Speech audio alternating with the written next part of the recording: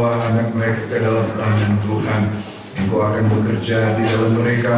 Engkau akan menyatakan apa juga yang menjadi kehendak-Mu di dalam firman-Mu. Biarlah setiap telinga kami yang mendengarkan, kami dapat menikmati Tuhan rencana Allah. Kami dapat menikmati kuasa Allah. Kami dapat menikmati segala kebaikan, kemurahan dari Tuhan di dalam kehidupan kami. Karena itu berfirmanlah, nyatakanlah apa yang jadi kehendak-Mu. Roh Kudus akan menolong kami semua. Roh Kudus akan membimbing kami, membawa kami selalu sampai kepada pengertian, pengenalan yang benar akan firman-Mu. Firman menjadi iman di dalam kami semua, dan kami dimampukan untuk mempraktekkan iman kami kepada Engkau. Tolong hamba-Mu untuk boleh menyampaikannya bagi kami semua sebagaimana kehendak-Mu, biar tidak ada seorang terlewatkan. Firman-Mu akan selalu menjadi uluran tangan-Mu yang menjamah setiap masalah, persoalan dan pergumulan, tapi juga yang mengerjakan penyucian, pembaruan untuk menghasilkan kehidupan yang semakin hari semakin diubahkan menuju kepada keubahan sempurna di dalam Dikau. Urapi firman-Mu, urapi hamba-Mu, urapi kami semua. Segala bentuk pekerjaan kuasa setan, roh jahat yang masih mau mengganggu, merintangi kami perintahkan kamu semua di dalam nama Tuhan pergi keluar. Darah Yesus yang berkuasa. Inilah doa kami Tuhan, permohonan penyerahan kami alaskan di dalam nama Tuhan Yesus Kristus. Haleluya. Amin. Anak yang akan diserahkan ini diberi nama Yifdea Elvina, dilahirkan tanggal 30 Maret yang lalu. Baiklah, mari kita memperhatikan firman keluarga juga kita semua. Suratan Galatia, surat Rasul Paulus kepada jemaat di Galatia, pasal yang keempat ayat 1 sampai dengan ayatnya yang ketiga. Galatia 4 ayat 1 sampai dengan ayat yang ketiga. Yang dimaksud ialah selama seorang ahli waris belum akhir balik, sedikit pun ia tidak berbeda dengan seorang hamba. Sungguh pun ia adalah Tuhan dari segala sesuatu, tetapi ia berada di bawah perwalian dan pengawasan sampai pada saat yang telah ditentukan oleh Bapaknya. Demikian pula kita, selama kita belum akhir balik atau belum dewasa, kita takluk juga kepada roh-roh dunia. Kita takluk kepada roh-roh dunia. Ya, roh dunia ini roh yang lemah dan yang miskin. Ya, di mana banyak orang menaklukkan hidupnya tunduk kepada pekerjaan dari roh-roh dunia ini. Di dalam pasal 1 roh-roh dunia ini selalu membuahkan kejahatan. Kalau dituruti, maka roh dunia ini menuntun, membawa seseorang untuk selalu sampai kepada perbuatan jahat. Nah, Alkitab mengatakan bahwa selama seorang ahli waris belum dewasa, ia tidak beda dengan seorang hamba, sekalipun ia adalah Tuhan. Ya, demikian juga kita ayat 3. Selama kita belum dewasa, kita juga takluk kepada kehendak dari dunia ini lewat roh-roh yang bekerja di dalam dunia. Dari setiap kelahiran, atau kalau kita bicara tentang kelahiran, ya, kalau kita bicara tentang kelahiran seorang anak, maka paling sedikit itu kita bicara tentang dua hal. Yang pertama adalah kita bicara tentang kelahiran itu sendiri.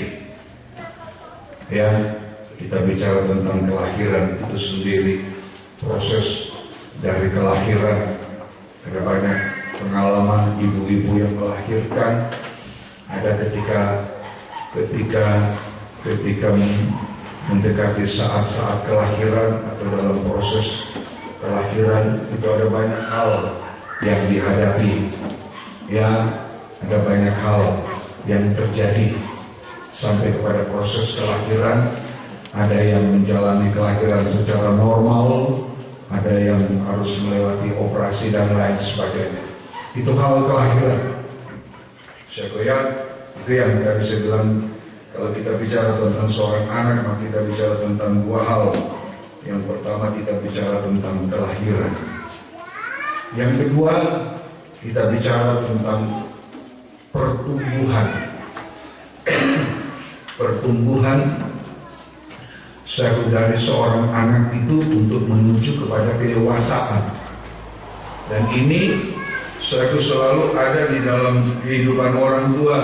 Seorang anak yang dilahirkan, maka akan ada di dalam hati dari para orang tua, ada kerinduan dari para orang tua terhadap anak yang lahir itu adalah kalau kemudian dia bertumbuh dengan sehat, bertumbuh dengan benar untuk menjadi dewasa. Itu. Ya, dan itu selalu ada pada kehidupan orang tua. Ketika anak dilahirkan, anak itu diasuh, dirawat, ada kerinduan dengan asupan makanan yang diberikan, ada kerinduan dari para orang tua supaya anak ini bertumbuh dengan sehat. Ada harapan anak ini bertumbuh kemudian menjadi dewasa. Itu selalu ada. Demikian juga dengan Tuhan dalam hidup kita. Ya, seorang anak kecil ini semua gerakannya, semua aktivitasnya itu sangat tergantung.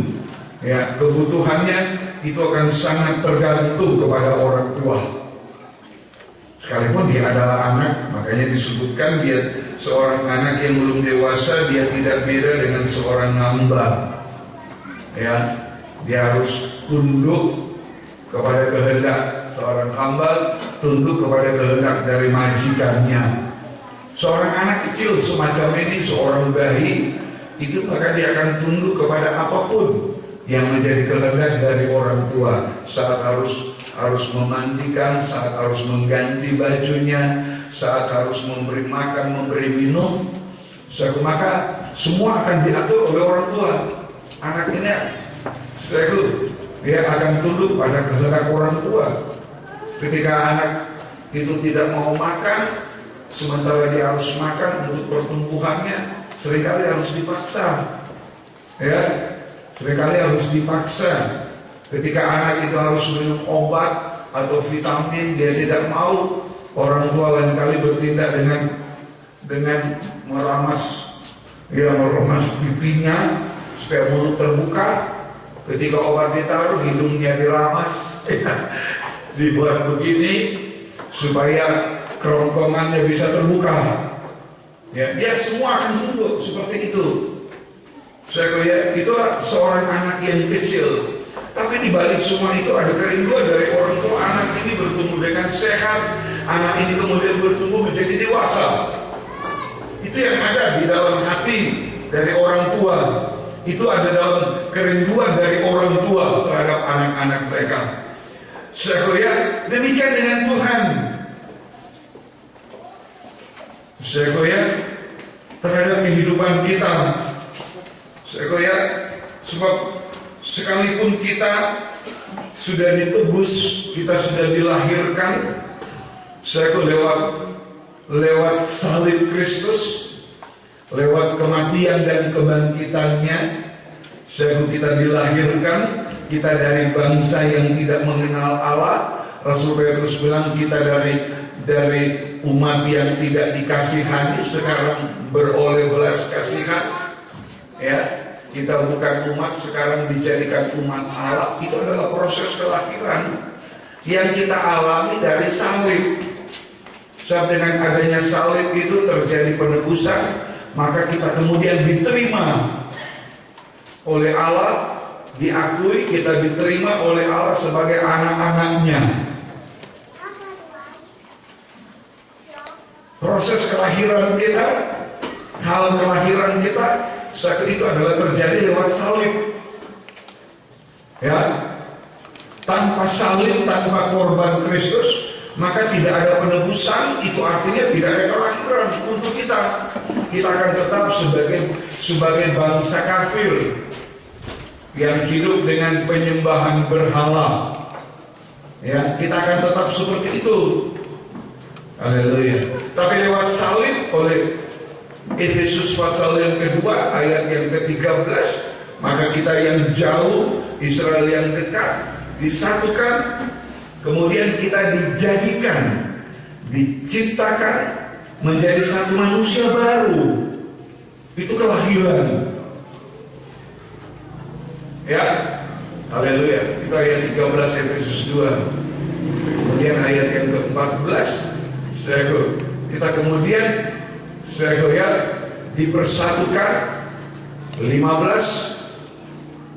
haleluya, kita dijadikan satu manusia baru lewat salib. Ya, kita menjadi satu manusia baru. Tetapi apakah cukup setelah kita dari bangsa kafir disatukan dengan Israel, kita menjadi satu manusia baru? Apakah itu sudah cukup? Itu baru bicara tentang proses kelahiran. Ada kerinduan di hati Allah bahwa kita yang dilahirkan baru dari bangsa kafir sekarang menjadi orang yang percaya, supaya kita ini tidak lagi dikuasai, kita tidak tunduk, kita tidak dikuasai oleh roh-roh dari dunia. Ya, saudaraku, sudah menjadi orang yang percaya kepada Kristus. Haleluya. Tapi itu belum cukup, kita harus bertumbuh. Kita harus bertumbuh menjadi dewasa. Itu kerinduannya Allah. Seperti kerinduan orang tua terhadap anak yang baru dilahirkan. Ada kerinduan anak ini bertumbuh dengan sehat sampai menjadi dewasa. Seperti itu Allah dengan kita. Ketika kita dilahirkan menjadi orang percaya, ada kerinduan dari hati Tuhan. Bagaimana kemudian kita bisa bertumbuh menjadi dewasa?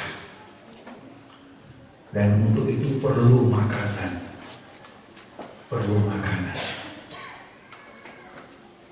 Sama dengan bayi, anak secara lahir dia. Untuk menjadi dewasa, orang tua tidak mungkin membiarkan dia bertumbuh sendiri. Perlu asupan makanan, gizi. Untuk menunjang pertumbuhan dibutuhkan protein, dibutuhkan vitamin, dibutuhkan kalori, sel dan lain sebagainya supaya anak itu sel. Haleluya. Ada pertumbuhan, ada perkembangan. Seperti itulah Tuhan terhadap kita. Sebab kalau kita tetap saja seperti seorang anak kecil, maka kita tidak akan pernah memahami tentang kebenaran. Ibrani 5. Ibrani pasalnya yang ke-5 ayat yang ke-11. Tentang hal itu, banyak yang harus kami katakan. Ayat 10. Dan ia dipanggil menjadi imam besar oleh Allah. Dipanggil menjadi imam besar oleh Allah menurut peraturan Melkisedek. 11. Tentang hal itu ia yang adalah imam besar. Ya, Yesus yang dijadikan imam besar. Ayat 10 tadi mengatakan tentang hal dia sebagai imam besar. Banyak yang harus kami katakan, tetapi yang sukar untuk dijelaskan. Menjelaskannya adalah karena kamu telah lama dalam hal mendengarkan. Ya, lambat dalam hal mendengarkan. Terus, sebab sekalipun kamu ditinjau dari sudut waktu, sudah seharusnya menjadi pengajar. Kamu masih perlu lagi diajarkan asas-asas pokok dari pernyataan Allah. Iya. Dan kamu masih memerlukan susu, bukan makanan keras.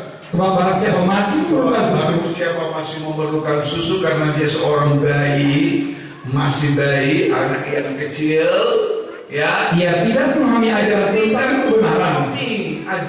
tentang kebenaran. Sebab ia adalah anak kecil. Ya, terus Tetapi makanan keras adalah untuk orang-orang dewasa yang karena mempunyai panca indera yang terlatih untuk membedakan yang baik daripada yang jahat. Haleluya. Ini kerinduan Tuhan. Ada terjadi pertumbuhan dari sejak kelahiran kita menjadi orang percaya. Saya lihat. Setelah kita menjadi orang percaya, kita dilahirkan menjadi anak-anaknya, ya, menjadi anak-anak Allah. Haleluya. Tapi anak-anak Allah ini ada 3 tingkatan dari anak-anak Allah. Dimulai dari anak-anak Allah itu tadi Ibrani 5 mengatakan anak yang kecil, yang tidak memahami ajaran tentang kebenaran. Itu anak Allah. Tapi ada anak Allah yang kemudian mulai bertumbuh menjadi dewasa, sampai menjadi dewasa. Rasul Paulus bicara tentang tahapan, tingkatan dari anak Allah. Jadi bukan kalau kita sudah menjadi orang Kristen, aku anak Allah. Oh Tuhan, akulah anakmu. Tapi anak yang mana? Anak yang mengerti A, B, C, D, E, F, yang sudah mengerti, atau anaknya anak TK yang belum mengerti apa itu A, B, C, perbedaan antara A, B, C, D, E, F, dan seterusnya.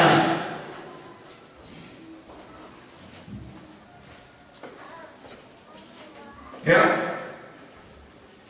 anak Allah yang bagaimana dulu? Menjadi orang Kristen, menjadi anak Allah. Ini yang kemudian rancu. Suatu di dalam pemahaman orang Kristen, pokoknya disebut anak Allah. Ya, saya anak Allah. Tapi nanti dulu, anak Allah yang bagaimana? Anak Allah tadi Ibrani 5, anak Allah yang tidak memahami tentang kebenaran. Itu adalah anak kecil. Menjadi anak Allah tapi tidak memahami tentang kebenaran, tidak mampu membedakan yang baik dari yang jahat, itu sama dengan anak Allah yang anak kecil yang juga adalah buta. Seorang anak kecil yang tidak bisa membedakan itu sama dengan orang buta. Itu yang ada di dalam kehidupan kita orang Kristen.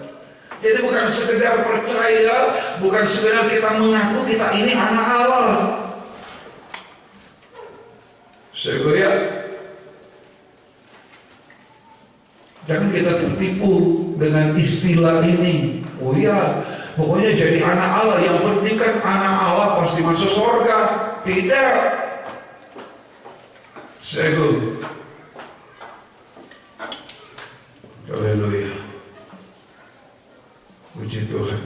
Jangankan anak Allah yang tidak bisa membedakan antara yang benar dan salah, sudah menjadi anak Allah yang katakanlah yang dewasa. Yeskil bilang, sekalipun dia adalah benar, kemudian dia melakukan hal yang tidak benar, maka semua kebenarannya tidak akan diperhitungkan lagi. Kalau dia mati, dia akan mati dalam kesalahan. Jadi jangankan anak kecil sudah menjadi dewasa dalam ukuran dewasa sekalipun. Haleluya. Kalau dia tidak sungguh-sungguh hidup dalam kebenaran, saya tidak sungguh-sungguh hidup di dalam kebenaran.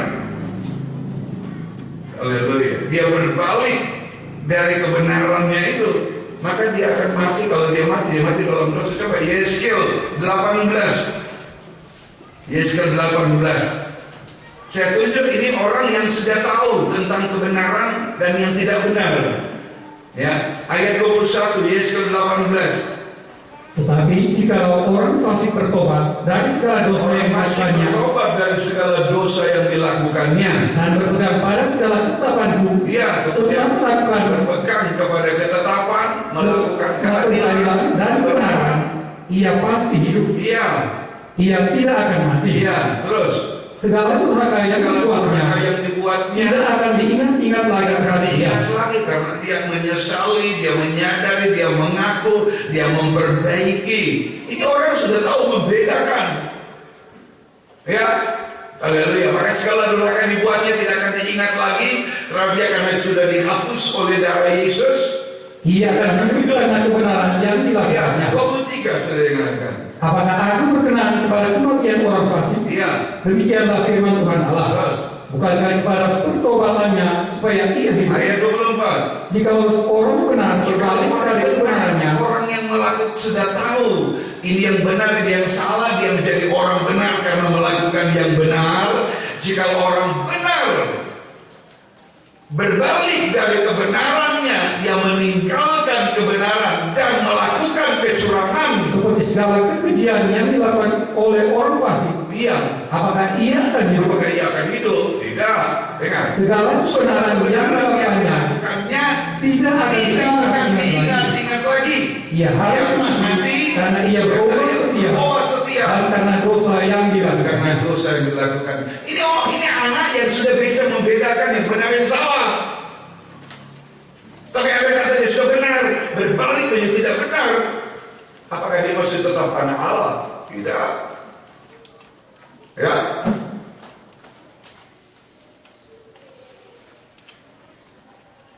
Jadi bukan menjadi anak Allah, bukan ya puji memang kita puji Tuhan, kita dijadikan anak Allah, iya.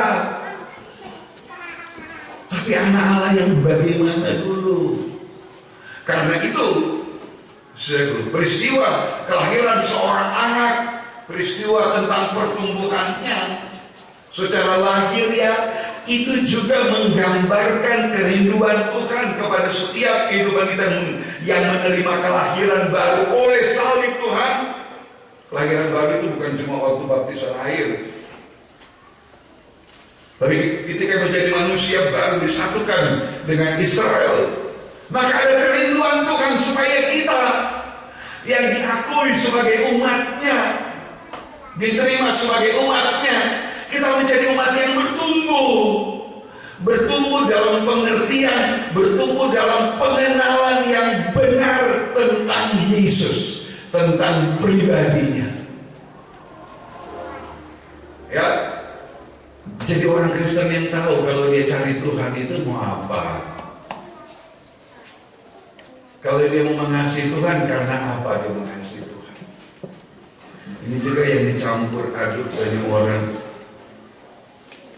Saya mau mengasihi Tuhan, kenapa? Karena Tuhan itu baik, memberkati saya, menolong saya. Ya, saya mau sungguh-sungguh sama Tuhan, kenapa? Sebab Tuhan itu pemberi berkat. Saya selalu bayangkan, kalau itu orang mengasihi Tuhan, itu apa bedanya dengan orang di dunia ini? Kita mencari Tuhan, kita mengasihi Tuhan bukan karena berkat-berkatnya secara lahir yang kita terima, bukan karena dia Allah yang baik, bahkan Allah super baik yang memberi segala kebutuhan kita, kemudian kita mengasihi dia. Apa Tuhan itu cuma karena seperti itu? Kalau kita mau mengasihi dia, pribadinya, sebelum kita bisa mengasihi, dia sudah mengasihi kita. Bukan karena berkatnya. Seperti selalu saya sampaikan di sini, kalau kita datang kepada Tuhan, kita beribadah melayani Tuhan karena apa?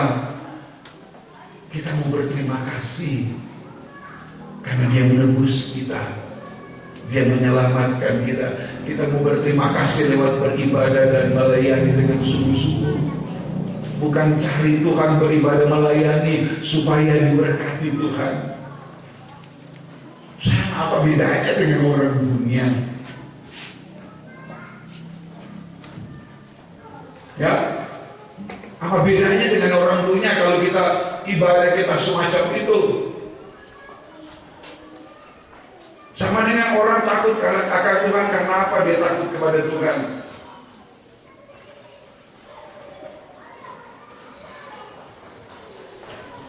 Ya, kenapa orang takut Tuhan? Oh, karena hukumannya. Orang takut karena hukuman. Coba kalau Allah tidak menghukum, kalau orang takut Tuhan. Ya kan? Jadi orang takut. Coba tanya orang Kristen pada umumnya, kenapa kamu takut Tuhan? Ya, kalau kita tidak, Allah akan menghukum, melempar kita dalam neraka. Jadi orang takut Tuhan karena hukuman. Sekarang saya tanya, andai kata Tuhan tidak menghukum, begitu apa orang mau takut Tuhan? Enggak. Ya kan? Coba kita orang jujur di hati orang. Orang ini takut Tuhan karena apa? Supaya tidak dihukum. Umumnya kan gitu. Sekarang kalau Tuhan tidak menghukum, apa orang mau takut Tuhan? Orang tidak akan takut Tuhan. Tapi yang benar adalah kita takut gentar kepada Dia karena kekudusannya.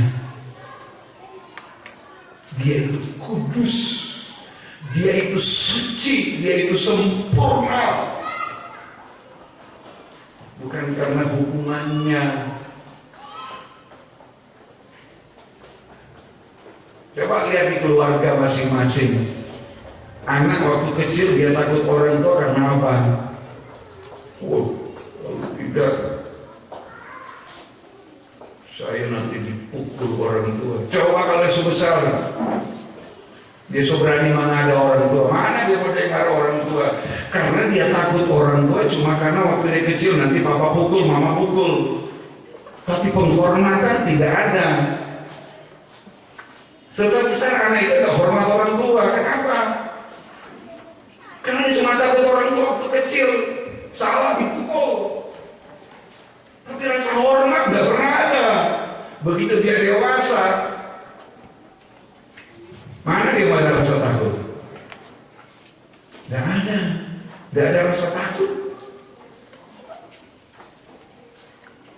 Saya tahu orang, ada anak-anak yang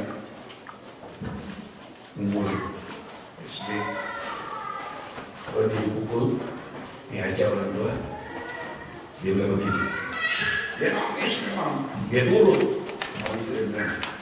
Nanti dia kalau kita sebesar berani pukul, karena kalau lagi saya sudah besar berani pukul, tahu resiko sendiri. Dari kecil sudah ada dendam. Dia cuma takut orang tua karena orang tua pukul. Penghormatan kan? Begitu kita banyak kali takut Tuhan bukan karena apa? Karena takut hukuman. Itu kan mengerikan. Itu anak yang umurnya dewasa tapi tidak dewasa dalam rohani. Yang Tuhan mau kita jadi dewasa rohani, mengerti gitu kan. Ya. Sekarang yang malu aja anak bunuh orang tua bunuh anak bunuh kakeknya, omanya. Cuma gara-gara minta duit tidak dikasih. Kenapa?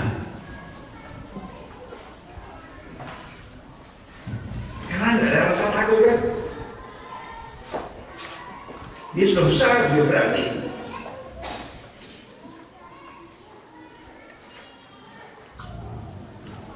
Bukan itu. Karena itu ya. Selama anak itu tidak dewasa, selama kita tidak dewasa, kita juga takut kepada roh-roh dunia ini. Mau umur saya, mau umur kita berapa, mau umur anak kita berapa, kalau dia tidak dewasa rohani, dia tetap takluk kepada roh dunia. Kita juga begitu. Kita harus dewasa. Kita menjadi dewasa oleh apa? Oleh makanan yang keras, makanan yang melatih panca indera, ya, melatih yang menyucikan panca indera kita. Haleluya. Sehingga panca indera itu semua tertuju kepada Yesus yang sudah mengasihi kita. mengasihi saudara dan saya, dan karena itu kita mau mengasihi dia, bukan karena perkara yang lain. Kita ingin mau mengasihi dia, dirinya, pribadinya, bukan karena yang lain. Ya, haleluya.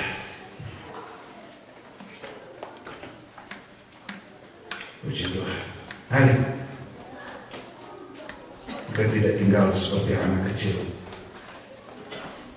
seperti orang tua ini punya harapan anak ini bertumbuh menjadi dewasa, tidak tetap baik.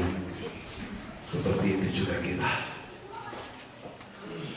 di hadapan Tuhan. Tuhan merindukan kita bertumbuh menjadi dewasa. Untuk menjadi dewasa ada makanan-makanan yang keras, makanan yang menyucikan, makanan yang membaharui semua tabiat kelakuan hidup kita untuk menjadi yang berkenan kepada Tuhan. Mari saya dari anak silakan dulu. Jumat pagi. Umat Kristen merupakan perayaan Pantekosta atau Pentakosta sesudah kenaikan ya Tuhan, hari di mana seluruh Roh Kudus itu dicurahkan sesudah kebangkitan Yesus.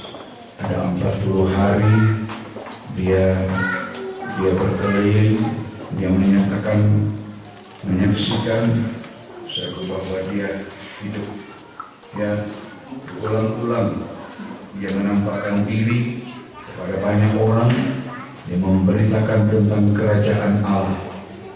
Sesudah itu dia naik ke surga, dan tepat pada hari ke-50 sesudah kebangkitannya, dia kemudian mencurahkan Roh Kudus seperti janjinya. Aku akan minta kepada Bapa, ya, lebih berguna bagi kamu kalau aku pergi. Dalam Injil Yohanes 16 ayat 7 mulai disebutkan. Jadi ini merupakan perayaan Pantekosta. Perayaan saya memperingati tentang pencurahan Roh Kudus pada waktu yang lalu di atas loteng Yerusalem. Tapi hari ini kita tidak mau bicara tentang hal pencurahan Roh Kudus. Dalam beberapa kali ibadah saya banyak menyinggung soal pencurahan Roh Kudus. Terakhir yang lalu, pencurahan Roh Kudus di atas loteng di Yerusalem, ya, 120 murid dipenuhkan, intinya 12 murid. Saya sudah menjelaskan kata dipenuhkan itu adalah memenuhi secara lahiriah. Alkitab menggunakan kata pleto dari terjemahannya, terjemahan asli itu menutup secara lahiriah. Dan Roh Kudus yang dicurahkan itu adalah Roh kuasa. Ya, mencurahkan Roh Kudus, kamu akan menerima kuasa. Kata, coba dibaca supaya saya bisa Rasul, mengingatkan saja. Kisah Rasul 1 ayat yang ke-8. Tetapi kamu akan menerima kuasa kalau Roh Kudus turun ke atas kamu, dan kamu akan menjadi saksiku di Yerusalem dan di seluruh Yudea dan Samaria dan sampai ke ujung dunia. Kamu akan menerima kuasa kalau Roh Kudus turun ke atas. Ini bukan bicara yang di dalam, tapi di atas. Ini roh kuasa yang diberikan. Kamu akan menerima kuasa. Kuasa itu dari kata dunamis. Kita kenal istilah dinamit, dynamit, itu yang bisa meledakkan batu karang, gunung-gunung dan lain sebagainya. Ya, dan kuasa itu dikata dinamis, itu menuju kepada Roh Kudus yang dapat melakukan perbuatan-perbuatan ajaib. Dan itu yang dicurahkan di atas loteng Yerusalem untuk melengkapi murid-murid, melengkapi orang-orang percaya dalam tugas yang dipercayakan oleh Tuhan. Ya, imamat agung sesaat sebelum Yesus naik ke surga, dia memerintahkan murid-murid, pergilah kamu ke seluruh dunia, jadikanlah sekalian bangsa itu muridku. Ya. Kemudian selanjutnya, dan ajarlah mereka untuk melakukan apa yang aku kehendaki. Ya, tugas imamat yang besar, ya, yang diberikan oleh Tuhan. Murid-murid tidak bisa melakukan sendiri, karena itu dilengkapi. Tuhan bilang, kamu tinggal di Yerusalem, jangan tinggalkan Yerusalem sampai kuasa Allah turun ke atasmu.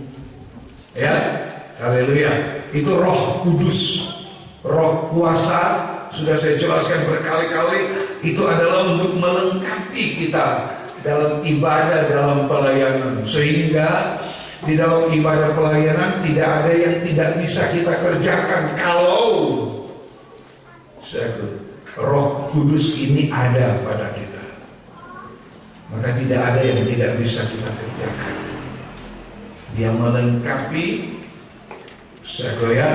dia melengkapi, sehingga di saat kita tidak dapat melakukan apa yang bisa kita kerjakan, maka Roh Kudus, Tuhan, Roh Kudus akan mengerjakan apa yang tidak bisa kita kerjakan. Kita mengerjakan apa yang bisa kita kerjakan, nanti Tuhan, Roh Kudus akan mengerjakan apa yang tidak bisa kita kerjakan. Mudah-mudahan kalimat ini bisa dimengerti gampang, ya. Jadi Tuhan beri kita kesempatan melakukan apa yang bisa kita lakukan dalam ibadah kita, dalam pelayanan kita. Nanti yang tidak bisa kita kerjakan itu akan dikerjakan oleh Tuhan lewat Roh Kudus. Itu Roh Kudus turun ke atas, kata Tuhan. Kalau Roh itu turun ke atas, kalau kamu akan menerima kuasa kalau Roh Kudus turun ke atas kamu, dan kamu menjadi saksiku. Murid-murid mampu bertahan. Saya kira orang-orang percaya waktu itu mampu bertahan menghadapi aniaya, sengsara. Saya kira menghadapi suatu penderitaan yang sangat luar biasa, tapi mereka tetap bisa bertahan. Mereka mampu bertahan. Kenapa? Karena Roh Kudus ini, Roh kuasa itu yang melengkapi mereka. Sementara kepenuhan Roh Kudus, kita dipenuhkan Roh Kudus itu adalah, saya ulangi yang sudah berkali-kali saya katakan, itu adalah pada saat kita percaya kepada Yesus. Kita percaya, kita mengalami tadi kelahiran baru oleh salib Kristus, maka Roh Kudus itu diberikan kepada kita sebagai materai jaminan. Roh Kudus itu menghuni tubuh kita yang ditebus ini. Itu Roh Kudus yang berdiam, Roh Kudus yang menghuni, Roh Kudus yang menempati, Roh Kudus yang tinggal di dalam kita, menjadi kehidupan kita. Sementara Kisah 2 ayat 4, itu Roh Kudus yang memenuhi secara luar, itu melengkapi kita dalam ibadah, dalam pelayanan kita. Cuma memang di kalangan Pantekosta ini campur aduk, ya. Pada hari Selasa saya sudah jelaskan juga ciri-ciri orang yang menerima kepenuhan secara luar ini, ya, menerima kepenuhan secara luar. Saya kira dia kemudian berbahasa lidah, berbahasa asing, ya. Berbahasa asing itu juga bukan berarti bahasa yang tidak dimengerti. Sebab di Kisah Rasul 2 ini, orang-orang yang mengalami kepenuhan Roh Kudus secara luar itu kemudian mulai berbicara dengan bahasa-bahasa yang menurut kesaksian orang-orang di sini mereka berbicara dengan bahasa-bahasa yang mereka pakai di tempat asal mereka. Gitu. Ya, saya sampai memberi contoh pada hari yang lalu. Kita di sini di Minahasa, kita menggunakan bahasa daerah Minahasa, bahasa Tontemboan. Kita punya logat Minahasa, ya. Tapi kemudian ada orang dari suku lain, ya. Ketika mendengar orang-orang dipenuhkan secara lahir dia, orang itu berbicara dengan bahasa yang orang itu pakai di tempat asalnya, bukan di sini. Kisah Rasul 2, ya, ayat yang ke-8, bagaimana mungkin kita masih mendengar mereka berkata-kata dalam bahasa kita sendiri, yaitu bahasa yang kita pakai di negeri asal kita. Jadi bukan dari mengerti,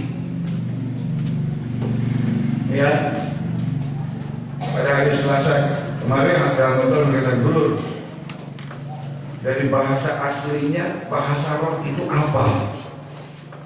Saya bilang saya belum juga memeriksa apa yang disebut bahasa roh, tapi ketika dia pulang justru terdorong untuk memeriksa, ya, bahasa asli, ya, bahasa yang berbeda yang disebut dengan bahasa roh itu bahasa asing, bahasa yang berbeda. Kita bisa dengar orang dipenuhkan Roh Kudus bukan dengan bahasa orang, kan? Oh, itu dia berbahasa, pokoknya bahasa dari suku ini, dia berbahasa dari negara ini, ya. Jadi bukan selalu orang berbahasa, orang yang mengalami kepenuhan Roh Kudus bukan selalu kemudian dia tanda kepenuhannya lantas tidak dimengerti. Banyak kali saya di acara-acara kepenuhan Roh Kudus, banyak kali saya ke iblis suka menipu. Ketika ada orang berbicara, oh ya, disebut Roh Kudus. Mereka tidak mengerti apa itu. Cuma dengar dia bicara dia lain, saya langsung mainkan sama Tuhan. Oh ya, dia sudah penuh Roh Kudus. Lo tandanya apa? Oh, dia bicara apa? Tadi tidak mengerti. Nanti iblis masuk itu. Lo saya bicara ini karena di antara kita dulu ada yang mengalami begitu. Dia lihat kiri kanan, buka belakang. Orang katanya mulai membaca, oh jaga itu Roh Kudus. Dia pikir benar dia. Akhirnya ketika ada pendeta mau mendekat ke dia, dia kemudian bikin. Pendeta bilang, ya, jaga baik-baik itu Roh Kudus, ya. Tapi orang itu sendiri merasa bahwa itu dia cuma sengaja bikin.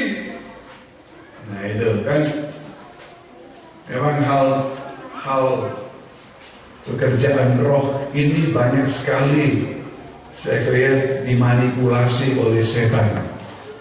Karena itu dalam 1 Yohanes 4, jangan percaya kepada setiap roh, tapi ujilah roh-roh itu apakah itu dari Allah atau bukan.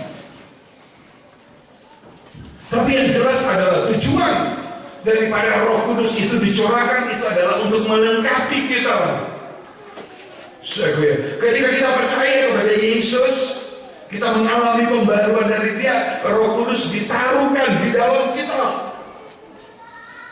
Ya, Roh Kudus ditaruhkan oleh Allah menjadi meterai, menjadi tanda bahwa kita ini adalah miliknya, kita ini adalah anak Allah. Tapi untuk aktivitas kita sebagai anak Allah, aktivitas kita sebagai orang percaya dalam ibadah pelayanan kita membutuhkan kelengkapan dari Roh Kudus, yaitu kuasa. Itu yang disebut di Rasul 2. Roh Kudus dicurahkan, yang oleh Tuhan sendiri dikatakan, kamu akan menerima kuasa kalau Roh Kudus turun ke atas. Haleluya. Supaya dalam ibadah pelayanan kita tidak bekerja dengan kekuatan kita sendiri semata-mata. kita memang perlu bekerja dengan segenap kekuatan kita. Tapi di saat kita tidak dapat bekerja, maka Roh Kudus akan mengerjakan apa yang tidak bisa kita kerjakan.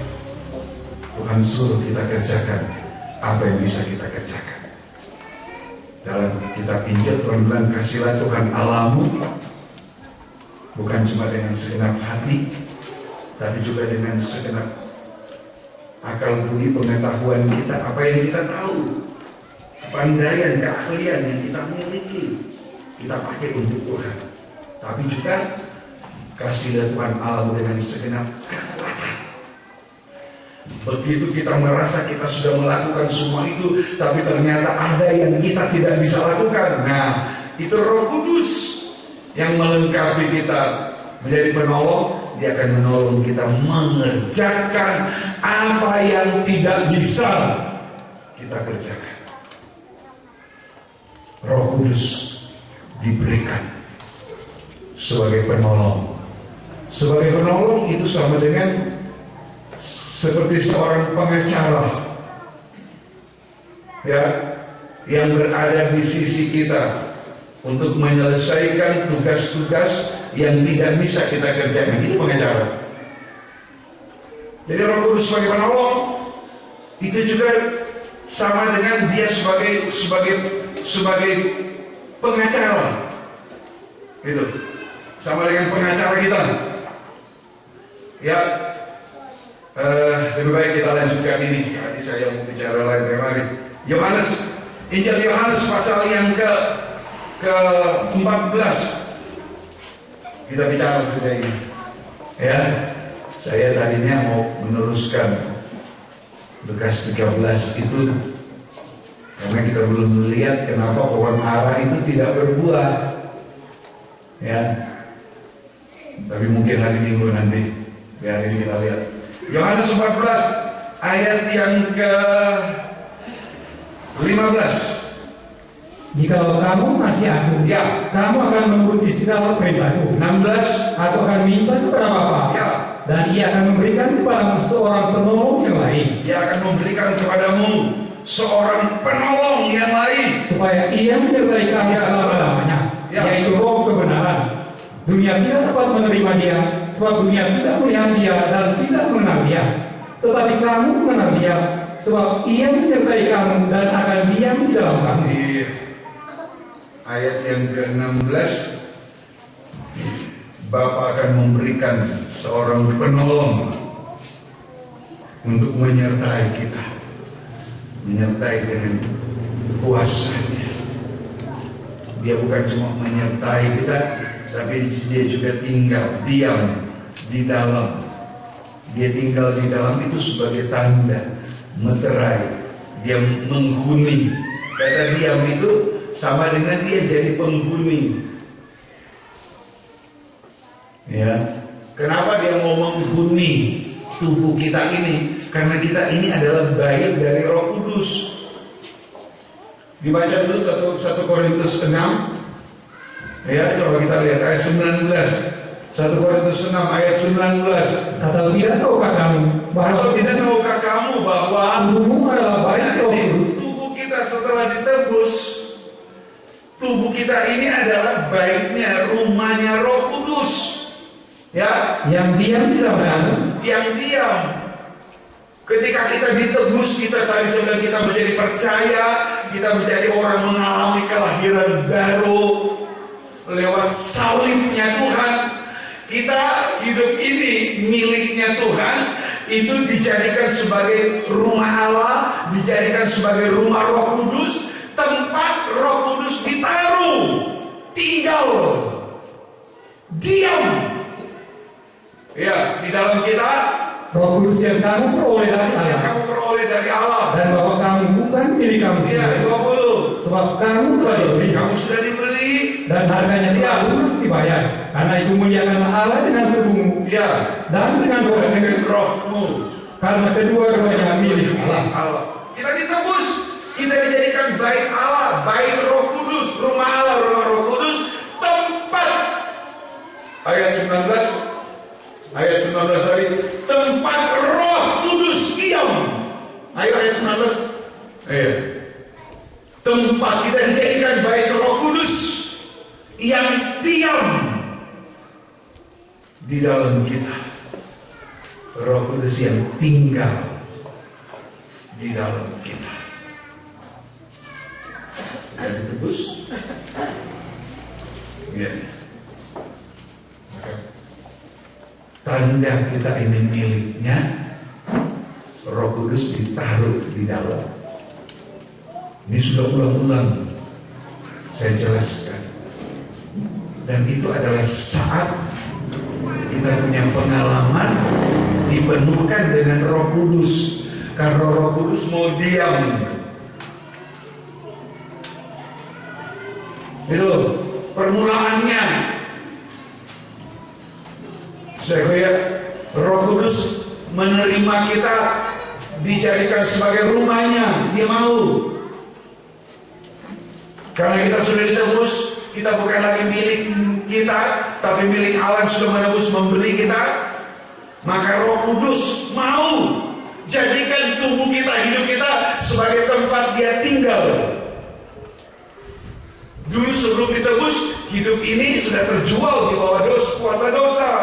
Kita sudah tergadaikan di dalam dosa. Hidup ini, tubuh ini sudah menjadi tempatnya dosa. Ketika ditebus, dibayar dengan harga lunas. Maka saya sudah jelaskan, ketika kita ditebus, kita dibayar oleh darah Yesus. Tuhan Yesus bukan membayar kepada setan, Tuhan Yesus bukan membayar kepada dosa. Walaupun waktu itu hidup kita dikuasai oleh dosa, tapi waktu ditebus, dengarkan ini bahasa, ini kalimat. Ketika kita dikuasai oleh dosa, kita dibelenggu, dipenjara, kita dijadikan miliknya dosa. Ketika Yesus datang menebus, membayar harga dengan darahnya, Dia bukan bayar kepada dosa. Dia tidak mengatakan, ini dosa, saya bayar supaya dia jadi milik saya. Kok enak? Yesus tidak membayar kepada setan. Setan ini saya bayar supaya saya ambil dia. Tidak.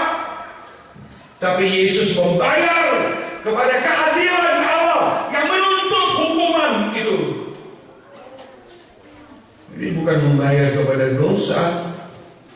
Kita dibebaskan bukan karena Tuhan bayar kepada dosa, sekalipun hidup kita sudah terjual di bawah kuasa dosa. Kalau di dunia ini ya begitu. Ya. Bayar kepada siapa kita berhutang? Tuhan tidak bayar kepada dosa, kepada iblis yang menguasai, tapi Dia bayar kepada keadilan dan kekudusan Allah. Yaitu Dia rela menderita sengsara, mati di kayu salib karena melakukan kehendak Allah. Itu harus diingat. Bukan Dia membayar kepada dosa atau membayar kepada iblis yang berkuasa atas dosa dan maut, tapi Dia membayar dengan darahnya. Dia bayar kita kepada Allah. Karena itu yang diminta oleh Bapa di sorga. Darah.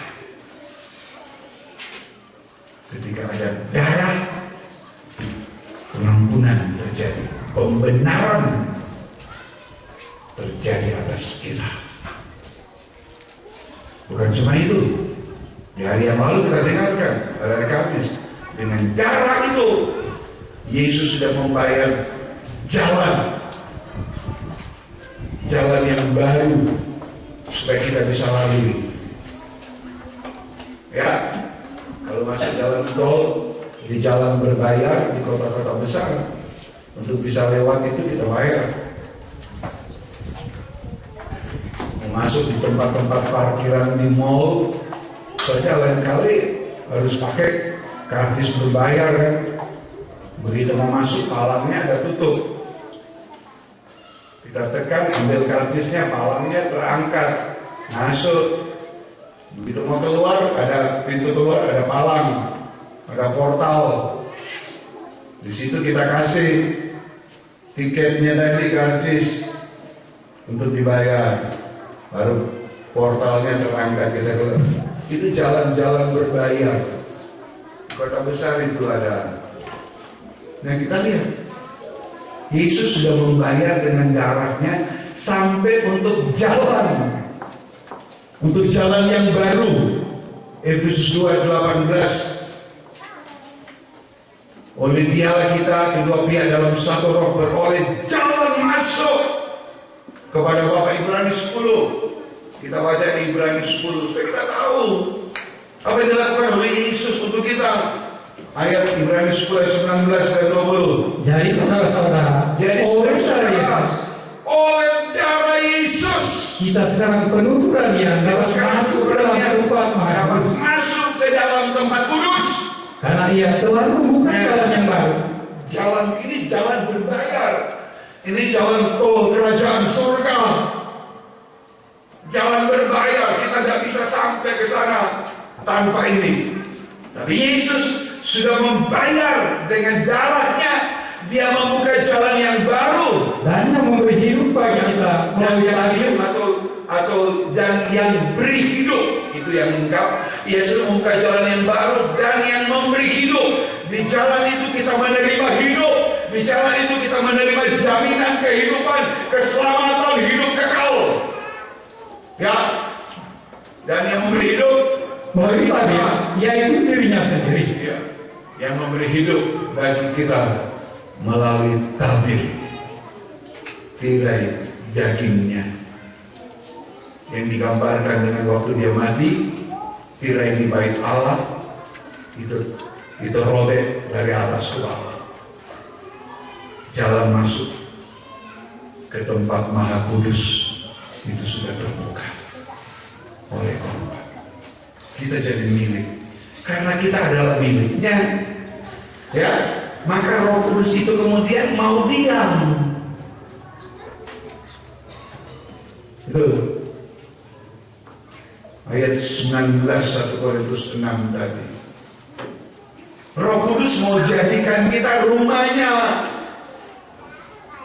Dia masuk tinggal sebagai tanda bahwa hidup kita ini adalah miliknya Tuhan.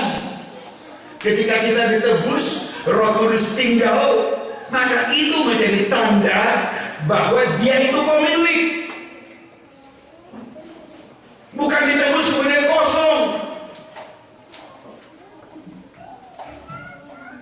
Kalau kita sudah ditebus tapi kemudian kosong, sudah ditebus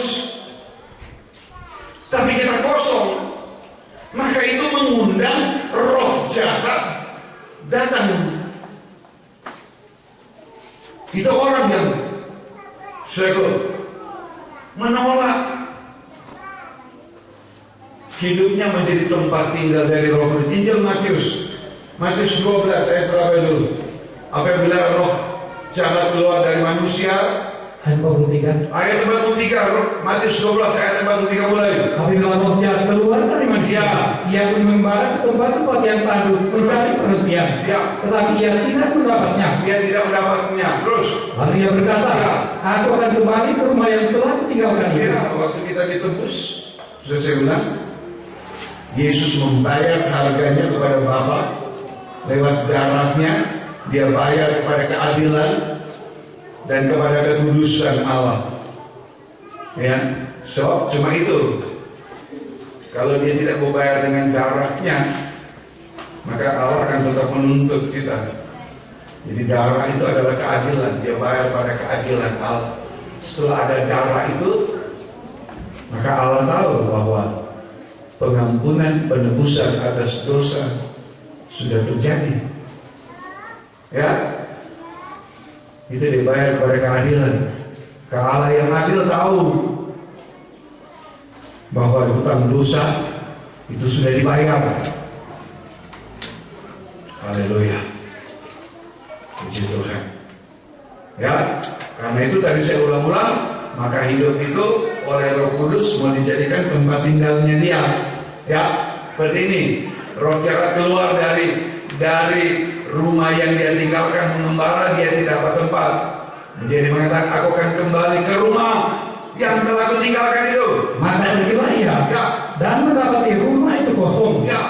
bersih, tersapu, dan rapi teratur. Ketika kembali, rumah itu kosong. Memang sudah sempat bersih, sudah sempat rapi teratur, tapi kosong.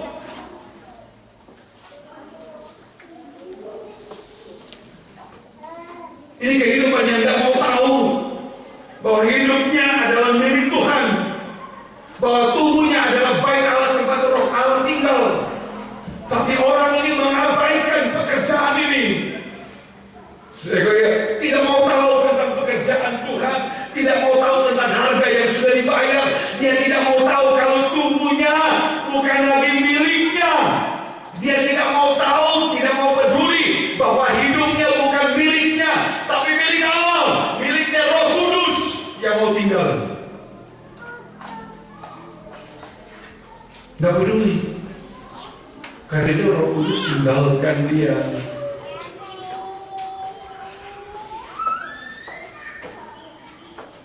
Mungkin karena setelah mengalami bersih tersapu, hidupnya tadi morat-marit, gak karuan hidupnya, sekarang hidupnya mulai tertata. Tadinya nikahnya gak karuan, sekarang mulai rapi teratur. Indah kan?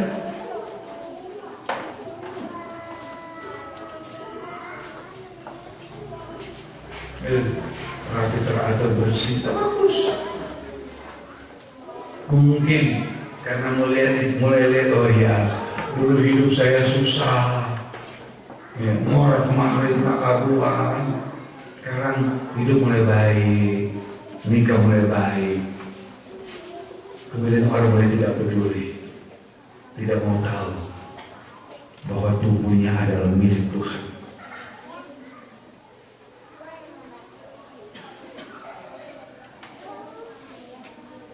Ya, ini yang banyak kali terjadi. Cuma di waktu susah, orang cari Tuhan, tolong saya, Tuhan saya begini, saya begitu. Saya punya masalah ini, masalah itu. Kemudian Tuhan tolong semua jadi baik, bersih, rapi, teratur. Kemudian orang itu mulai mengabaikan. Dia lupa kalau tubuhnya itu adalah bait Roh Kudus tempat roh Allah dia.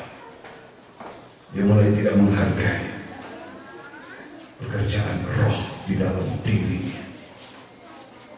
Roh tinggal. Kenapa? Kejadian 6 ayat 3, Roh Kudus tidak suka berbantah-bantah. Ya, Roh Kudus tidak suka berbantah-bantah dengan hidup kita ini. Kejadian 6 ayat 3. Terjemahan rohku tidak akan selama-lamanya tinggal dalam manusia. Terjemahan lama rohku tidak akan berbantah-bantah dengan manusia. Begitu kita mulai mengabaikan, mulai dari tidak mempedulikan, kemudian Efesus 4 mulai mendukakan Roh Kudus. Pada akhirnya orang itu akan sampai kepada tingkat menghujat Roh Kudus. Ini terjemahan lama. Bahwa Rohku tidak akan berbantah-bantah. Ya. Ini terjemahan lama. Ya. Rohku tidak akan berbantah. Roh Kudus sudah mau begitu. Dia berduka. Kita yang sudah ditebus, kita mulai hidup, karena mulai hidup sudah mulai merasa baik. Sama dengan anak kecil kan? Coba anak kecil kalau baru belajar berjalan, sebentar cari orang tua, cari orang dewasa, jalan satu langkah, cari orang dewasa. Coba kalau bisa jalan, bisa lari, sebentar cari mana dia? Karena merasa tak perlu lagi kan? Cuma di waktu dia mau belajar jalan. Tapi begitu dia bisa. Dan kali orang tua cari mana dia? Oh tadi di sini, cari. seperti itu. Kita tidak sadar kita membuat Roh Kudus berduka cita. Kalau itu dibiarkan lama, Roh Kudus itu akan tinggalkan. Seperti Saul ditinggalkan oleh Roh Allah. Itu cerita Saul kan? Roh Allah tidak suka menghuni lagi di dalam dia. Ya, karena tabiatnya Saul adalah disuruh melakukan iya, tapi yang dilakukan tidak lengkap. Dia melakukan, tapi kelihatan melakukan kehendak Tuhan, tapi sebenarnya dia mau kehendaknya sendiri yang dilakukan. Sampai terakhir Tuhan tidak bisa tahan lagi. Ada beberapa kesalahan Saul, masih iya, masih Tuhan ingatkan. Sampai yang terakhir, ketika disuruh membasmi orang Amalek bersama seluruh harta benda mereka, ya, ternak, hewan ternak, peliharaan mereka disuruh basmi, tidak boleh dibiarkan satu hidup. Saul bawa pulang rajanya Amalek. Saul bawa pulang lembu yang tanggung dengan alasan mau dipersembahkan kepada Tuhan. Itu lain kali sikap kita yang mendukakan Roh Kudus. Kelihatannya kita melakukan kehendak Allah, tapi sebenarnya di dalam itu, dalam prakteknya adalah keinginan kita, kemauan kita, kehendak kita yang kita mau lakukan di situ. Roh Kudus berduka. Coba saudara menyuruh anak saudara membeli sesuatu di toko yang pulang yang dibeli lain, tapi dia pergi karena disuruh orang tua. Betul. Dia pergi sampai di toko, sampai di warung yang dia beli lain dengan yang disuruh. Ya. Apalagi kalau kemudian uang itu pas-pasan, orang tua kan marah. Kamu disuruh beli ini, kamu beli lain. Dan sekarang tidak ada uang lagi mau pakai beli. Tapi waktu anak itu pergi, dia pergi karena orang tua suruh kan. Kelihatan melakukan kehendak Allah. Tapi prakteknya dia melakukan kehendaknya, bukan kehendak bapaknya. Itu kita lakukan. Itu betul-betul berduka. Ketika Samuel sampai kepada Saul dalam satu Samuel, Samuel ketemu Saul bilang, oleh kemurahan Tuhan, semua perintah sudah saya lakukan. Coba, sudah salah, masih mau mengatakan betul.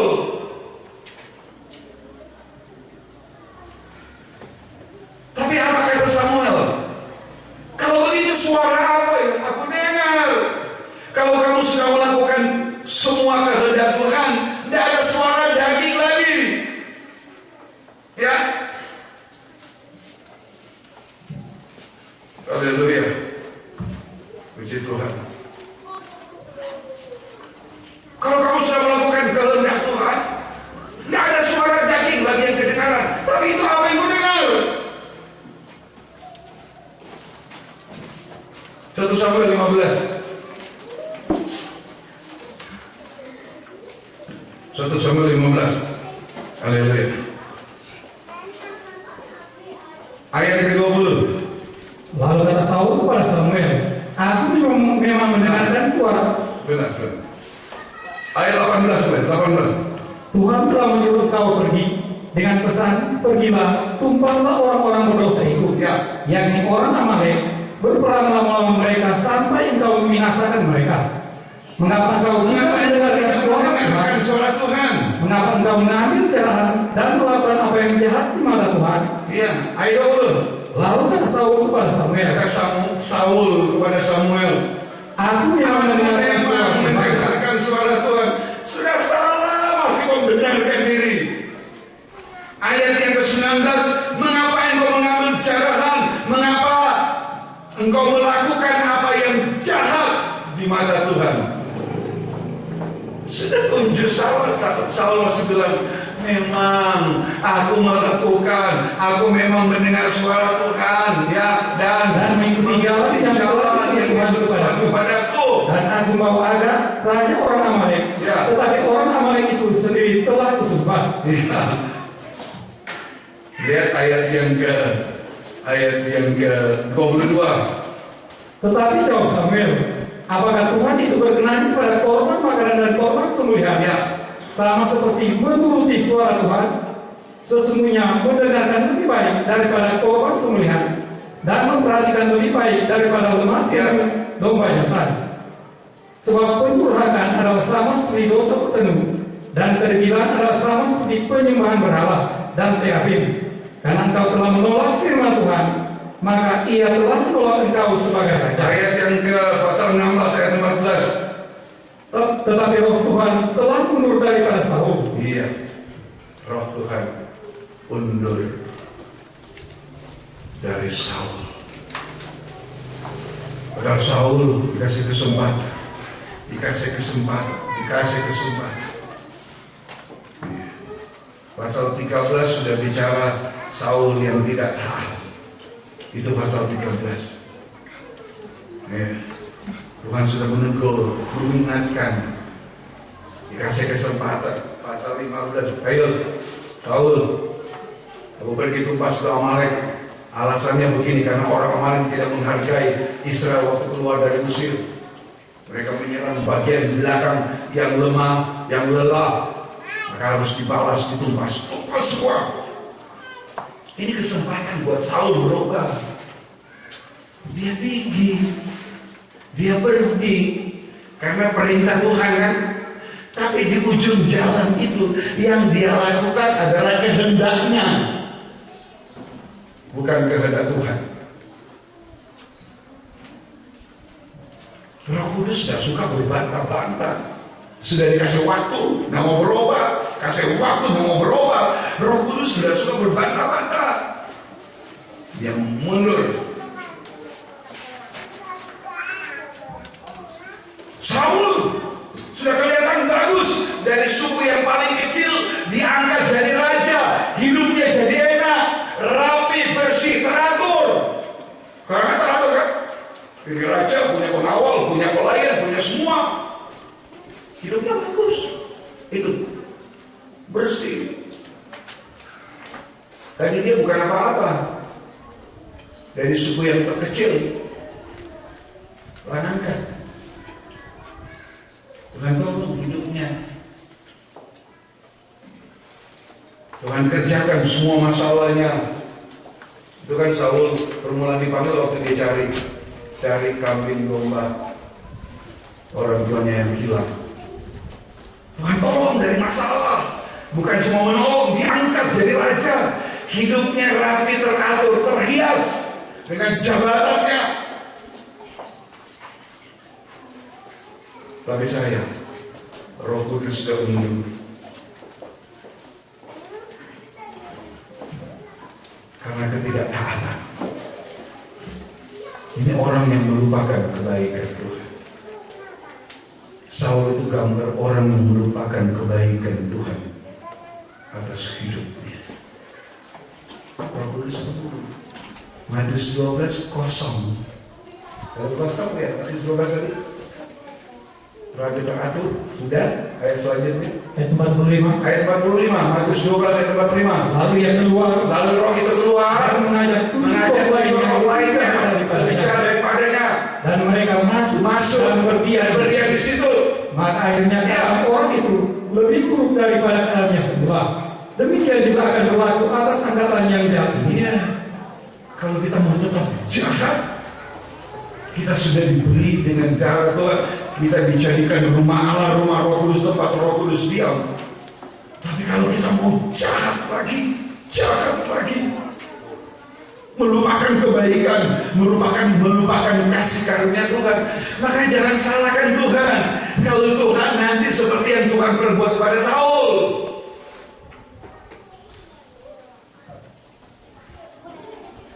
Ya, bukan salahnya Tuhan.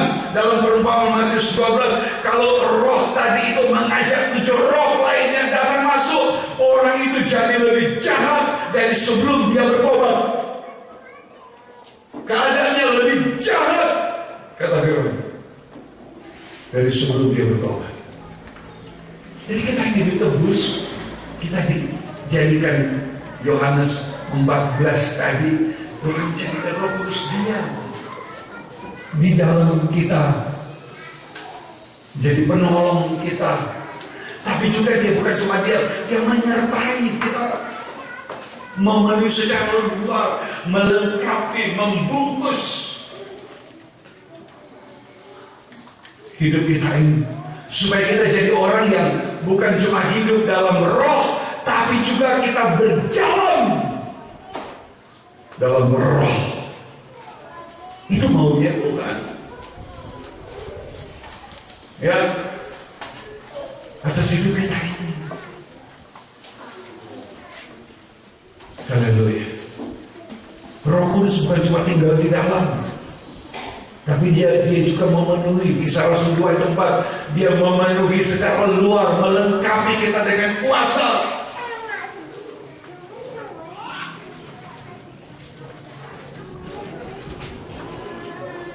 Haleluya.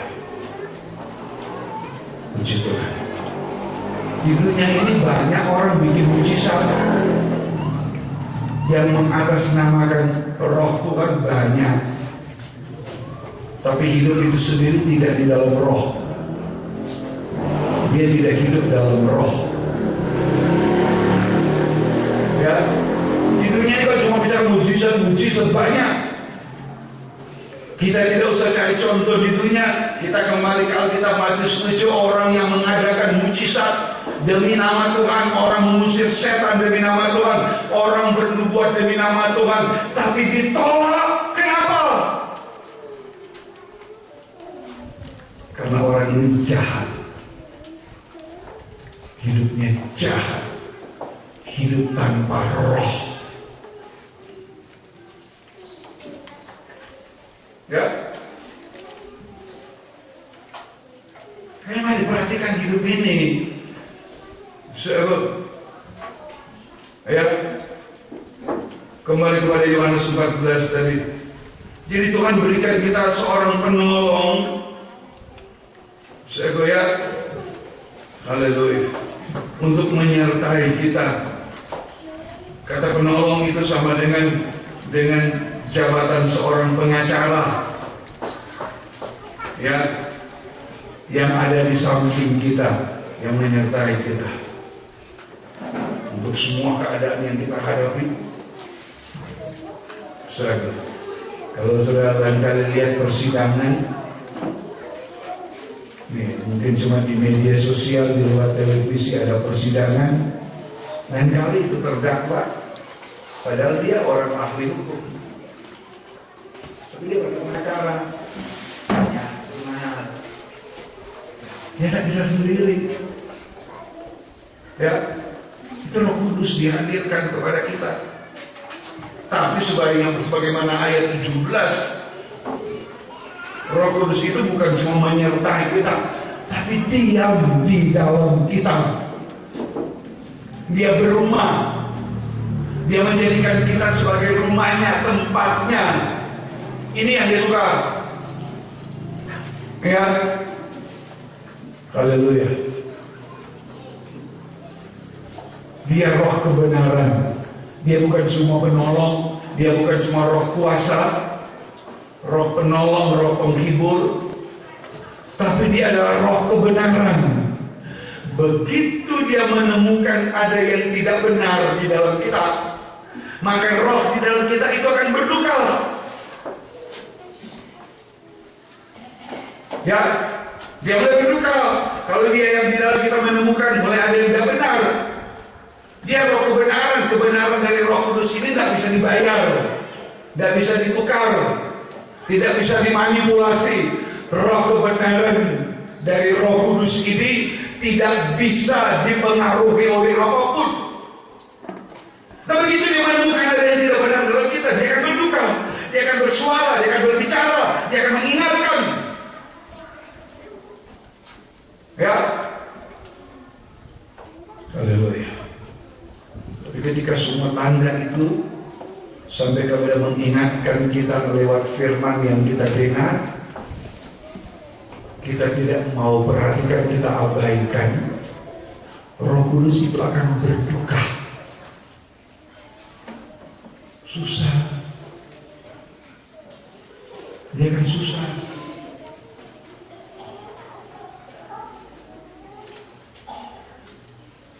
Praktek hidup kita sehari-hari kan begitu. Mungkin kepada anak-anak kita bisa ingat sekali, tidak mau 2 kali, 3 kali, tidak mau. Kita mulai susah. Saya ingatkan kok tak mau. Kalau saya punya kebiasaan 2-3 kali saya ingatkan, saya tidak bicara lagi.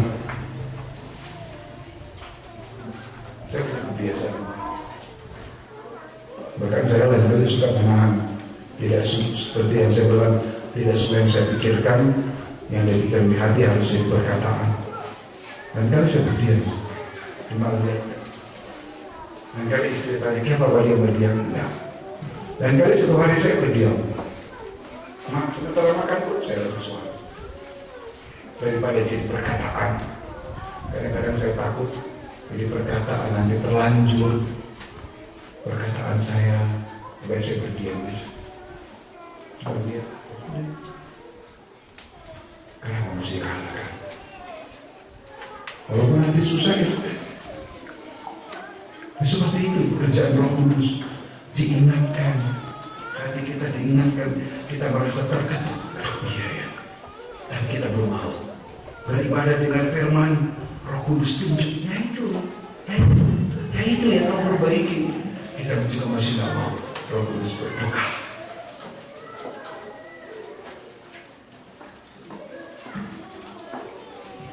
Kalau kita sudah terlalu lama mendukakan Roh Kudus, yang ditakutkan adalah kita kemudian meningkat pada tahap menghujat Roh Kudus. Ya, hati-hati, ya, hati-hati. Kalau orang sudah sampai pada tingkat menghujat Roh Kudus, maka tidak ada pengampunan lagi. Kata Tuhan, semua dosa diampuni, tapi menghujat Roh Kudus tidak bisa diampuni lagi. Dosa menghujat Roh Kudus sama dosa percabulannya Esau yang menukarkan. Saya sudah jelaskan dari Selasa yang lalu, dosa percabulan Esau bukan secara lahiriah dia jatuh bangun dalam dosa kenajisan, bukan, karena dia menjual hak sulung, menukar hak sulung hanya untuk 1 piring kacang merah.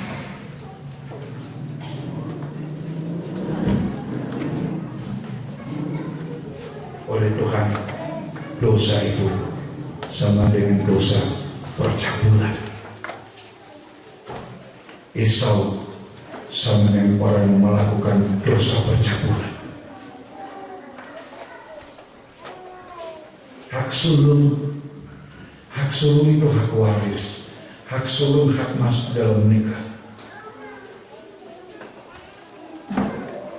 Itu hak sulung.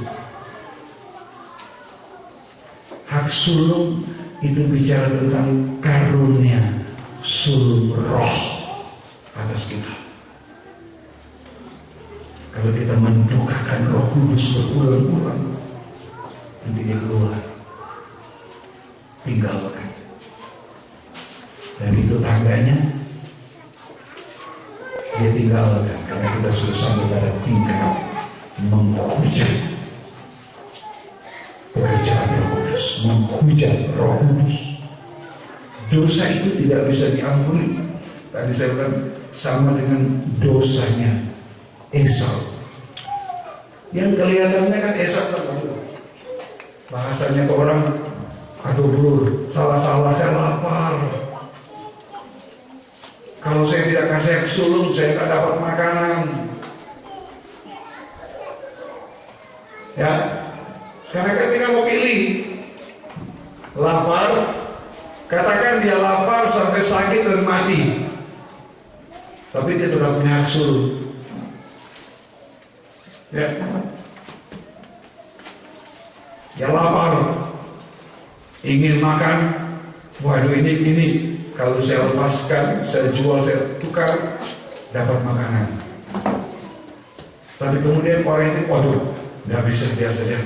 Saya lapar, sakit, mati, asal saya tidak punya ini. Dia selamat.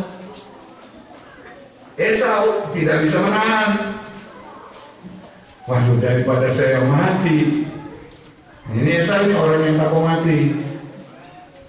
Daripada saya sakit, saya mati. Udah, biar aja. Bukan hak sulung dengan sepiring kacang merah. Ini yang banyak dilakukan oleh orang Kristen yang tidak mau hidup dalam roh, tidak mau dipimpin oleh roh.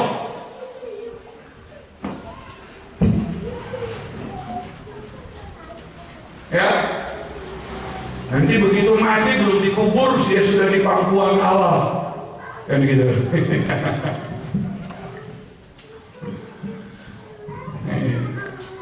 Begitu acara duka dia meninggal, keluarga mengasihi, tapi Tuhan lebih mengasihi.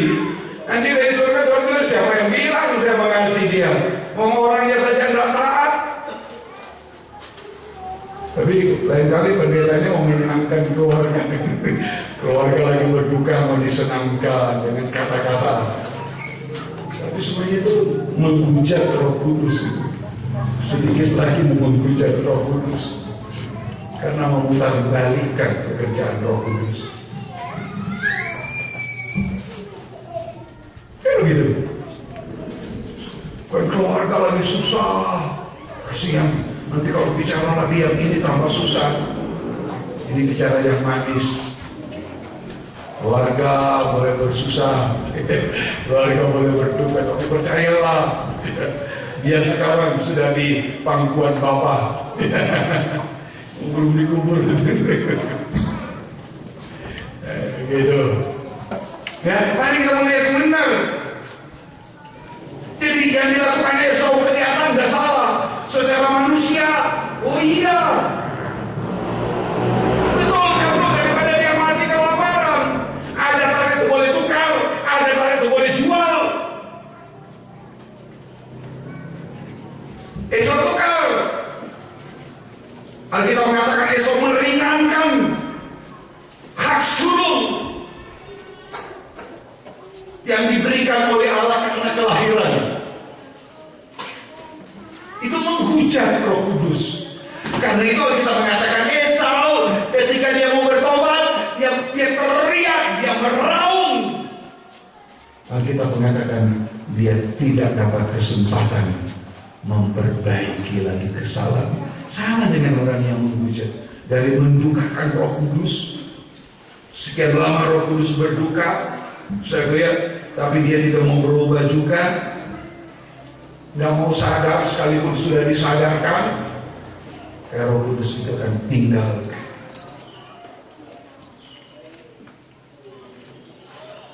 Karena orang itu tidak lagi menghormati dia. Orang itu sudah memandang ringan Roh Kudus. Itu kehidupan yang sampai pada tingkat menghujat. Injil Matius pasal 12 ayat 31-32. Matius 12 ayat 31-32.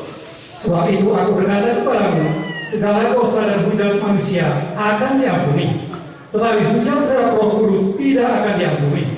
Apabila seorang mengucapkan sesuatu menentang anak manusia, ia akan diampuni. Tetapi jika ia menentang Roh Kudus, ia tidak akan diampuni. Di dunia ini tidak, dan di dunia yang akan datang pun tidak. Iya. Jadi jaga ya, jaga. Ketika kita ditebus, Tuhan mau jadikan kita rumah Roh Kudus. Untuk Roh Kudus diam. sebagai tanda bahwa kita ini miliknya. Tapi jangan ketika Roh Kudus diam, hidup kita jadi baik, rapi teratur, bersih, rapi terhias, bersih tersapu, kemudian kita mulai mengabaikan. Kita mulai tidak peduli bahwa Roh Kudus itu punya otoritas, punya hak, punya kuasa atas hidup kita. Dan sifat manusia itu terlalu gampang melupakan apa yang dikerjakan oleh Tuhan. Ya, terlalu gampang melupakan kebaikan Tuhan. Ketika hidup mulai rapi, teratur, bersih, tersapu, dia mulai gampang melupakan Tuhan.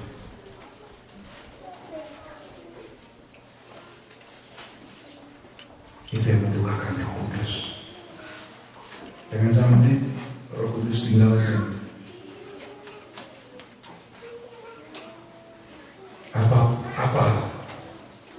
Apapun keberhasilan kita, apapun hebatnya kita di dunia ini, kalau hidup kita kosong, kita bukan rumah Roh Kudus, hidup itu sia-sia. Ya, itu hidup yang sia-sia. Apapun keberhasilan kita, kalau Roh Kudus sudah berduka, kalau Roh Kudus sudah tinggalkan kita. Lihat Saul, kehebatan Saul cuma berakhir dengan bunuh diri. Minta orang mau bunuh, orang tidak mau. Ya, itu Saul, itu hidupnya sangat menderita. Ya, ketika Israel diserang, terkepung, semua sudah lari. Saul bilang kepada orang muda yang jadi pembawa senjata, "Kurus pedangmu, tikam aku, daripada aku mati di tangan orang-orang tidak bersunat itu, tikam aku." Ya, pengawalnya tidak mau. Bapak, itu minta dibunuh. Mau minta dibunuh pun dia tidak dapat. Bapak, dari hidup yang rapi teratur, bersih, tersapu, hidup yang hebat itu. Tapi karena Roh Kudus sudah undur, mau minta yang tidak boleh di negara kita, membunuh tidak boleh, ya. Membunuh tidak sengaja pun ada hukuman. Membunuh secara berencana bisa sampai hukuman seumur hidup. Ini Saul cuma minta satu, bunuh pedang itu. Tikamlah itu pengawal. Wah, saya tidak mau. Coba, itu hidup ya. Sampai mau minta mati pun mau minta di orang. Ini dia mau minta di orang supaya orang bunuh dia. Orang tidak mau, tidak kasih. Akhirnya pedangnya dia tancapkan di tangan, tajamnya di atas. Kemudian dia merebahkan dirinya di pedang. Dia mati bunuh diri. Itu Saul. Kenapa? Roh Allah telah tinggalkan. Hidupnya memang rapi, terhias, teratur, bersih, tersapu, tapi kosong. Kita pada hari peringatan pencurahan Roh Kudus, mari manfaatkan hidup ini. Saya tidak hanya bicara tentang pencurahan Roh Kudus secara luar. Ya, saya lebih menekankan kepada Roh Kudus yang di dalam. Yang ketika kita ditebus, diselamatkan, Roh Kudus datang menjadi stempel, menjadi materai. Kata Efesus 1 ayat 13-14, juga 2 Korintus 1 ayat 21 mulai. Roh Kudus dikasih sama kita, memenuhi kita untuk tinggal sebagai tanda bahwa kita milik Dia. Tapi jaga, Dia bukan cuma kasih Roh Kudus tinggal di dalam kita. Pada hari Pentakosta ada pencurahan Roh Kudus memenuhi, melengkapi kita secara luar dengan kuasa. Sekali lagi pada pelayanan, jangan pernah merasa saya tidak bisa. Kita kerjakan apa yang kita bisa, yang kita tidak bisa kerjakan akan dikerjakan oleh Roh Kudus yang memberi kita kemampuan, sehingga hanya Tuhanlah yang dibesarkan di pergumulan. Kita panggil berdiri. Roh Kudus, Kau hadir di sini. Haleluya. Haleluya. 216 dari nyanyian rohani.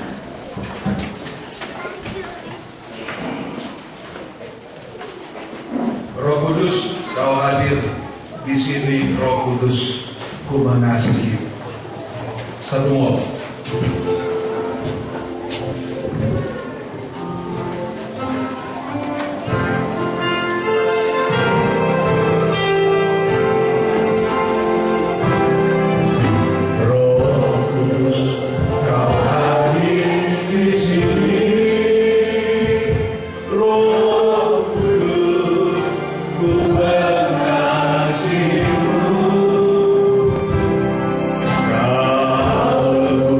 Kau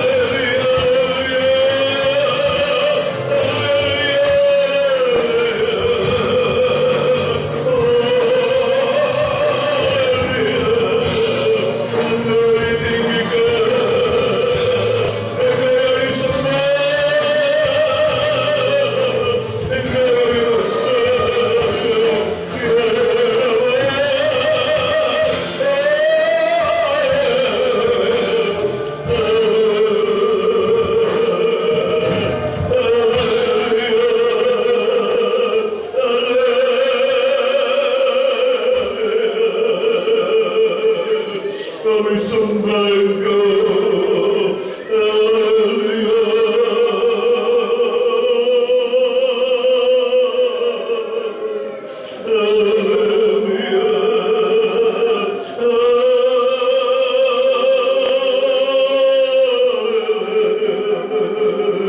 Terima kasih Tuhan.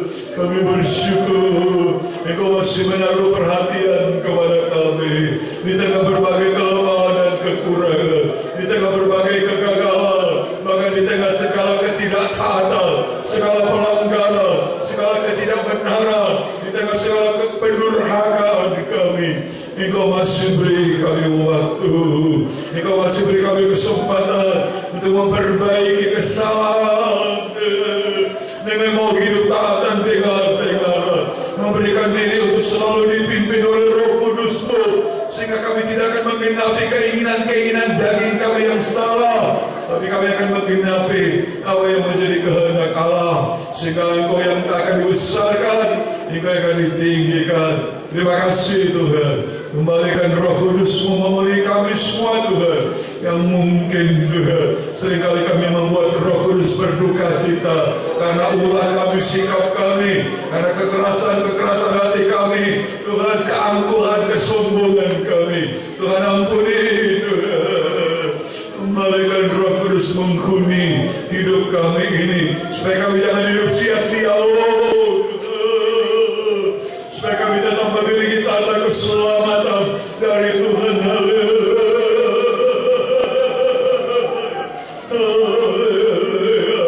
Engkau yang disembah, Engkau yang dipermuliakan. Terima kasih untuk uluran tangan-Mu, untuk jamahan-Mu Tuhan, untuk kuasa Roh Kudus-Mu Tuhan. Haleluya, haleluya. Terima kasih Tuhan. Terima kasih, terima kasih.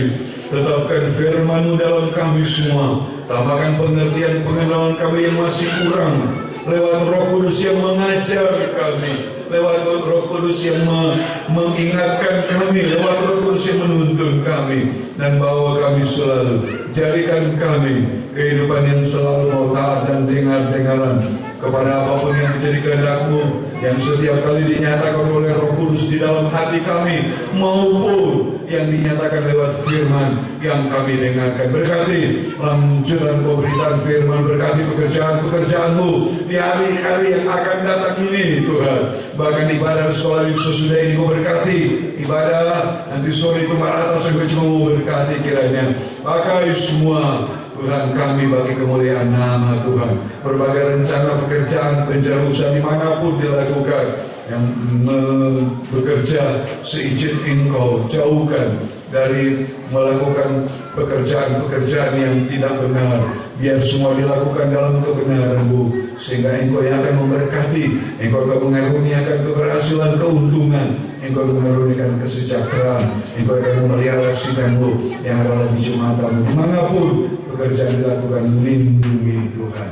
Haleluya, haleluya. Dan Tuhan yang juga akan memberkati rencana melanjutkan pekerjaan pembangunan gereja, menjamah memulihkan mereka yang masih dalam keadaan lemah sakit. Ada di antara kami di rumah, ulurkan tangan-Mu, jamah mereka, beri mereka kekuatan tetap percaya, mempercayai dalam tangan mereka, tetap menaruh pengharapan hanya kepada Engkau. Kuasa setan, roh jahat, sakit penyakit yang mengganggu kami, kami kuasa darah Tuhan kami hancurkan di dalam nama Tuhan Yesus Kristus. Darah Yesus yang berkuasa. Bila memulihkan ibu-ibu yang hamil juga Tuhan tolong, biar kandungan mereka adalah pekerjaan dengan kasih kekuatan bertumbuh dengan sehat, kuat sempurna sampai pada proses kelahiran.